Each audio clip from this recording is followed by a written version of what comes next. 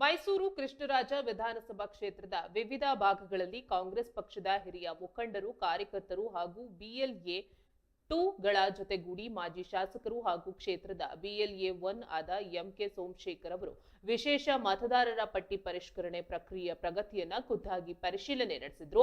ವಿಶೇಷ ಮತದಾರರ ಪಟ್ಟಿ ಪರಿಷ್ಕರಣೆಯ ಅಂಗವಾಗಿ ಮನೆ ಮನೆಗೆ ವಿತರಿಸಲಾಗ್ತಾ ಇರುವ ಗಣತಿ ನಮೂನೆ ಪತ್ರಗಳ ಕಾರ್ಯವನ್ನ ವೀಕ್ಷಿಸಿದ ಅವರು ಪ್ರಕ್ರಿಯೆ ಸುಗಮವಾಗಿ ನಡೀತಾ ಇರುವ ಬಗ್ಗೆ ಕಾರ್ಯಕರ್ತರಿಂದ ಮಾಹಿತಿ ಪಡೆದುಕೊಂಡ್ರು. ಇದೇ ಸಂದರ್ಭದಲ್ಲಿ ತಾವೇ ಖುದ್ದಾಗಿ ಸಾರ್ವಜನಿಕರನ್ನ ಭೇಟಿ ಮಾಡಿ ಯಾವುದೇ ಅರ್ಹ ಮತದಾರರು ಪಟ್ಟಿಯಿಂದ ಕೈಬಿಟ್ಟು ಹೋಗದಂತೆ ಎಸ್ಐಆರ್ ಫಾರ್ಮ್ಗಳನ್ನ ಭರ್ತಿ ಮಾಡುವ ಕುರಿತು ನಾಗರಿಕರಲ್ಲಿ ಜಾಗೃತಿ ಮೂಡಿಸಿದ್ರು.